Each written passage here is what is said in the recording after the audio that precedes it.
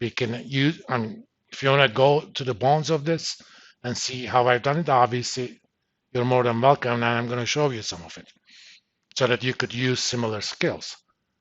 But at the end of the day, that's all I need to know.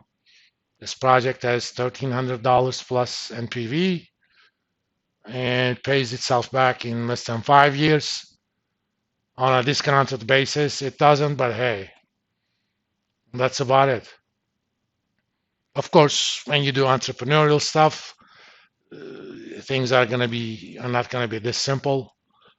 We're going to talk about contingencies and other stuff. Sometimes you're going to walk away from the project. Sometimes you're going to expand. We'll do what we called options to expand and abandon. And based on that, I'm going to ask, what's your break-even sales level? Especially with those options, that's not a straightforward calculation. It is doable on paper again. Why do I bother? If I know the inputs, I'm going to know the output. I'm just going to ask Excel to find me the output, to find me the input that gives the desired output. Done. That is mathematics, okay? Taking square root of 75 very quickly is a nice little parlor trick. It's 5625, by the way. It's 7 times 8, added 25 at the end. Anytime you have a number that ends with a 5, for example, square root of 55, 5 times 6, 30, 30, 25. It's a nice little trick that I learned when I was in 3rd grade. One of the older kids in my neighborhood taught me that. So, we were so dirt poor, I had not even seen a calculator. Then it is useful. If you're, left in a island, no computer, no nothing, no abacus, sure, that's a good skill to have. That's about it. But it has no use whatsoever. And I came from a culture. I was in my junior year in college when we were allowed to use a calculator ever.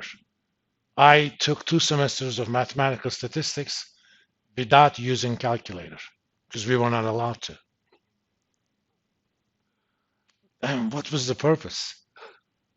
But it is what it is. Again, you go to school that you have instead of the one you'd like to have. But if you took business 302 from a different professor, they probably didn't show you any Excel. Maybe they showed you some financial calculator, and that's about it. How long did it take you to do the problems on a financial calculator? Quite a bit, right? You don't have to worry about that now. All you have to do is you can set up a lot of your templates ahead of time for any problem you can think of. Let's say, this is not a class like that, but one of the questions that my students always have issues in Business 302, I tell them about a lot of stuff about income statement. I tell them what the net income is, or I give them other ways to calculate it. For example, I tell them the dividends and how much was added to retained earnings. If they add those up, that's net income. But I tell them, what's the depreciation? They're like, what? It's like, I tell you all of this, and what's my uncle's name? That's how it sounds to them. But it's actually a simple problem. You go back to our, let's see, let's call this sales, costs, depreciation. I'm going to add just one more. Tax. So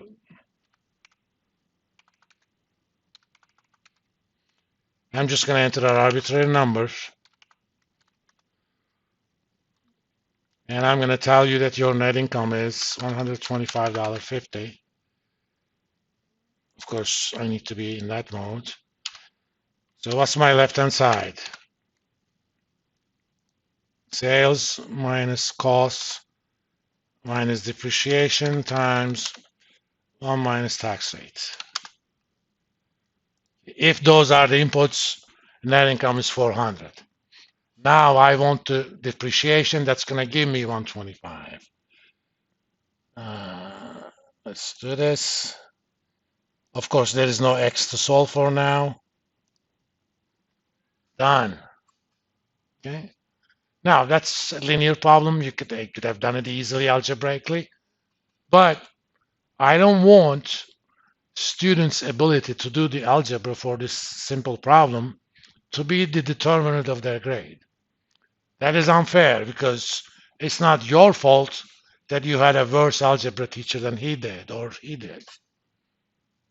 Or I shouldn't be rewarding you just because you were in a better school district with better professors.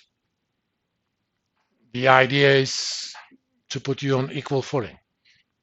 After this time, it's about how much effort you put in understanding what things are. Algebra is not going to cost you an A. Not knowing stuff is going to cost you an A. That's precisely what it should be. But all habits are not easy to break. I mean, if I showed this to my professors back then, they probably would have asked that I should be crucified. This is like treason to the profession. It's not. This is a finance class, not an algebra class. Or this could have been an applied math class. Same. I want you to know the fundamental stuff. Don't get boggled in this. If you want to do it by hand, by all means, do it. I don't care. I'm giving you the best calculator you can have. The rest is up to you. Some people like their financial calculators. I see their students in an exam going through that.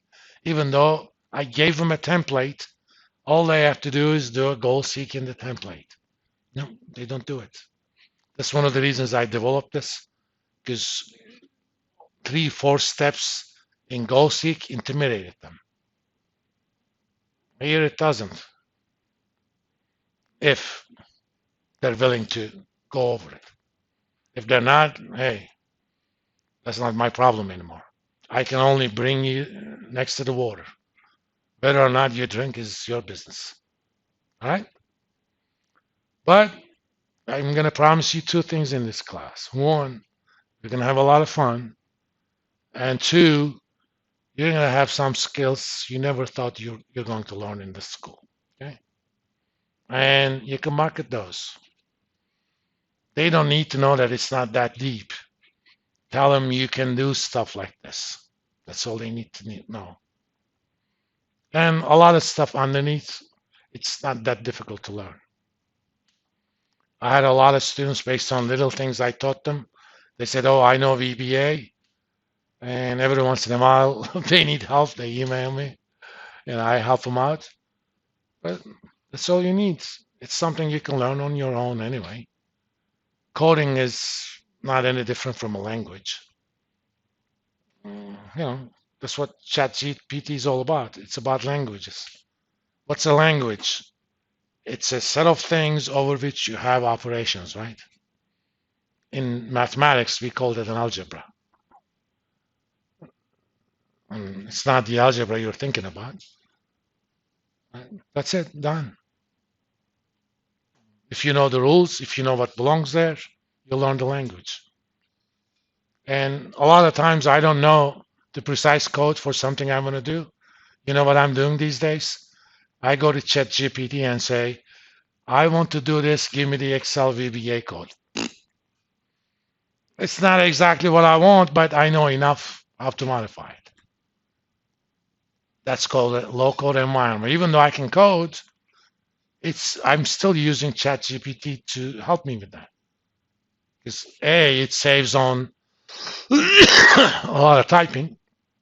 I mean, the code it's giving is not as efficient, but hey, who cares?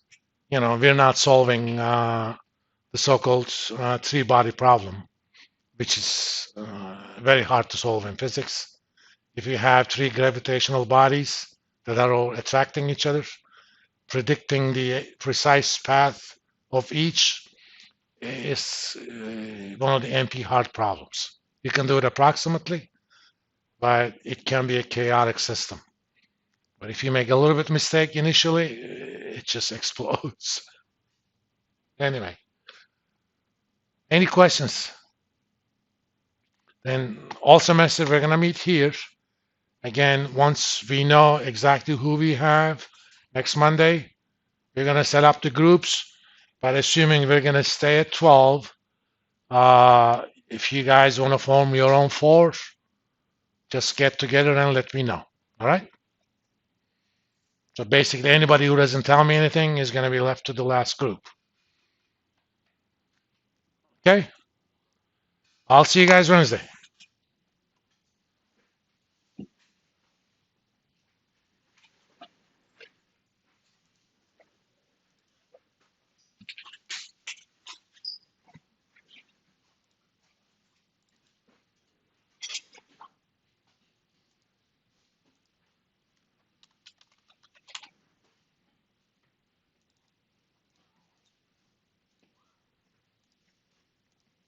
Give me just one moment. If I don't do these things in time, yeah.